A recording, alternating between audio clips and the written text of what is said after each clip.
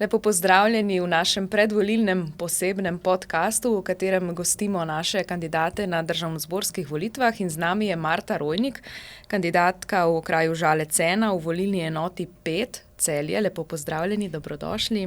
Hvala. Za vas bi lahko rekli, da poosebljate podeželsko žensko, podeželje. Nekje sem prebrala, ženska, ki je svojo dolgoletno družbeno, kulturno in gospodarsko dejavnostjo dokazala, da so kmetice srce in prihodnost slovenskega podeželja. Kaj boste rekli na to? Bi se strinjali s tem, kako so vas opisali? Zanimivo je poslušati, kako vidijo drugi tebe, ker sama sebe ne vidim nič kaj posebnega, ne. Ko poslušam zdaj v tem predvolilnem času, kako me vidijo drugi, pa si rečem, wow, pa so utrofli. Ste tudi dolgoletna predsednica Društva podeželskih žena občine Žalec.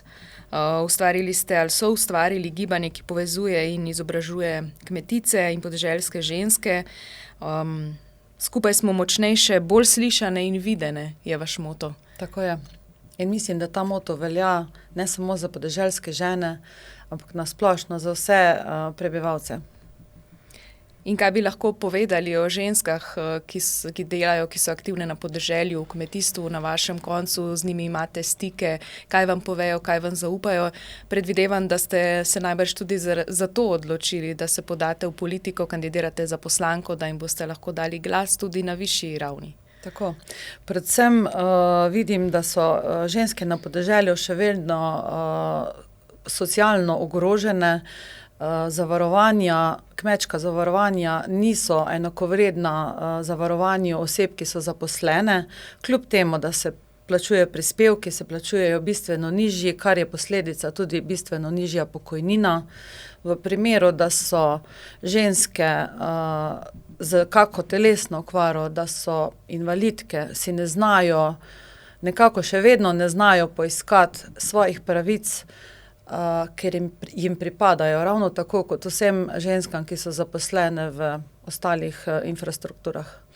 Bi potem torej bilo eno od vaših prvih prizadevanj te rešitve za te težave, ki jih opisujete? Definitivno. Jaz sem mnenja, da bi bilo potrebno tudi kmečko zavarovanje, ker recimo na kmetijah se plačuje nižji prispevek zavarovanja, in potem je tudi manjša upravičenost do kakšnih pravic v primeru bolezni in invalidnine, da se enakovredno plačuje prispevki v višini, ko se plačujejo v podjetjih, da se v bistvu zdaj kmetija obravnava kot podjetje, ker to dejansko je. Danes je treba na kmetiji voditi knjigovodstvo, potrebno je računovodstvo, potrebno je znati računalniško biti pismen.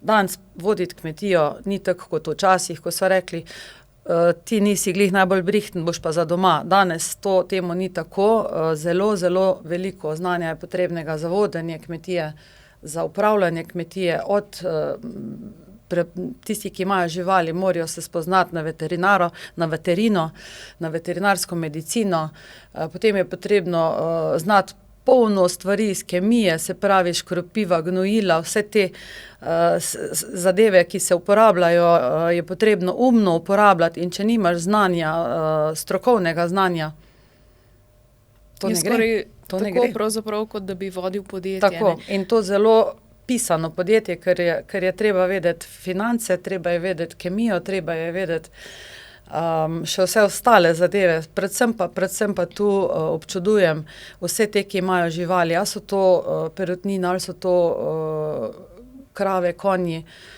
Tu je nenormalno veliko znanja. In tako se, ko so rekla, da včasih so rekli, tisto je najbolj putast, bo pa doma za kmeta, ampak danes temu ni tako. Vi ste sicer tudi pivovarka. Tako. Je, ne? Res, pridelujete hmelj doma. Kmetijo imamo z 50 hektarji hmeljišč, posledično je pri sinu se porodila ideja pred 10 leti, da v bistvu dodamo neko dodano vrednost temu domačemu pridelku, in tako da že 10 let izdelujemo pivo iz domačega, prvenstveno iz domačega hmelja. Kaj pa na Žalski fontani? Je tudi že vaše pivo? Tako. Sodelujemo redno že kar precej. Mislim, da letos oboji praznujemo 10 let, ne, Fontana in mi smo v istem letu bili ustanovljeni, tako da letos imamo 10. rojstni dan oboji. Ja, in dobro sodelujemo. Čestitam. Hvala. Zelo ste dejavni tudi na področju pomoči oziroma podpore ranljivim skupinam. Odkot vaša občutljivost ali nek klic za pomoč na tem področju in za dejavnost? V bistvu sploh nisem vedela za to. To se je nekako po moji bolezni v letu 2020, malo hujši, ki je se dobro končala, moram reči, sem hvaležna našemu zdravstvu, ki zame je takrat delovalo vrhunsko, kljub temu, da je bilo to ravno v času covida. Ampak takrat so se določene stvari tudi v moji glavi verjetno premaknile. Takrat sem začela malo bolj intenzivno hoditi v hribe, se spoznala tam z eno sokrajanko našo, Natašo, moja dobro prijateljico sedaj. Z njo sva pričele skupaj hoditi v hribe in pol sem jaz tam ugotovila, da ona dejansko navzven čisto redo zgleda, drugače pa zelo, zelo bolana. Kar mi je dalo misliti, ljudje marsikdaj obsojajo, krivično obsojajo človeka, ki dobro zgleda, se tema pa nič ne fali, ne. Samo mi ne vemo v njegovo telo, kaj vse mu manjka in kakšne hibe vse ima. Na ta način sva se tudi pričele bolj intenzivno družiti, priključile sva se pri Planinski zvezi Slovenije, je sekcija invalidnih planincev. To so skupina ljudi, ki so zame največji heroji. To so slepi, gluhi, naglušni, s telesnimi hibami, ampak še vedno grejo v hribe. Marsikdaj slišim, kaj pa rinejo toti, ko so slepi pa kripli, ne. Ljudje zelo hitro radi obsojajo ali pa obsojamo. Enkrat sem spremljala popolnoma slepo Ireno, in ko smo prišli iz enega gozda, je rekla, koliko je svetlo, pa sem rekla, a ti mene hecaš, ti nekaj vidiš? Je rekla, jaz vidim samo to, da je ali je temno ali svetlo, ta občutek, da je prišla iz svetlega na temno ali obratno, ne, ostalo pa popolnoma nič. To pomeni, pri invalidnih planincih sem opravila izobraževanje za spremljevalca invalidnih oseb, in takrat sva z Ireno imeli ognjeni krst, kar so to izzivi. Peljati v bistvu na Storžič. Zdaj ne vem, zdaj že to ful dolgo.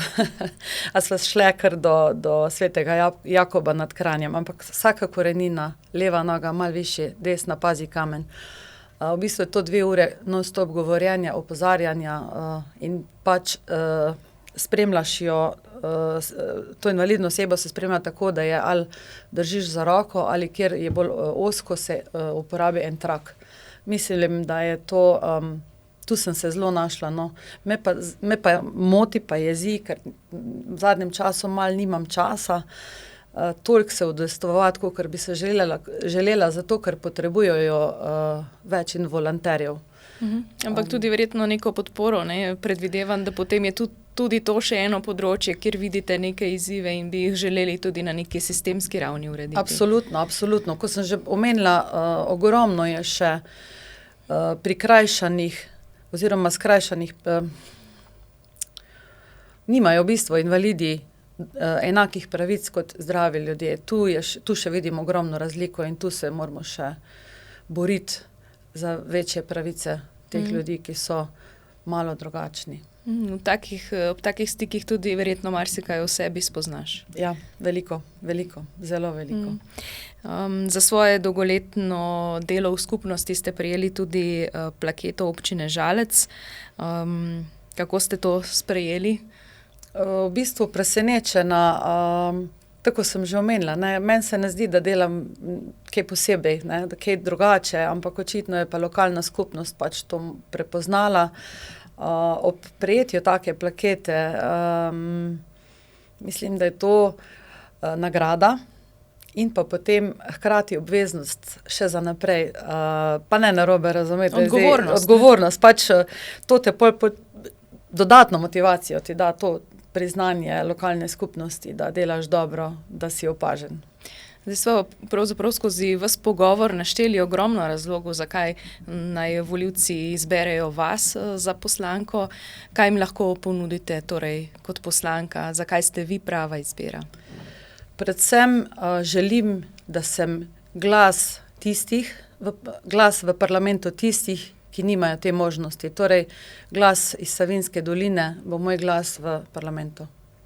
Najlepša hvala, gospa Rojnik, in obilo uspeha, srečno na volitvah. Hvala. Hvala tudi vam, da ste naju spremljali.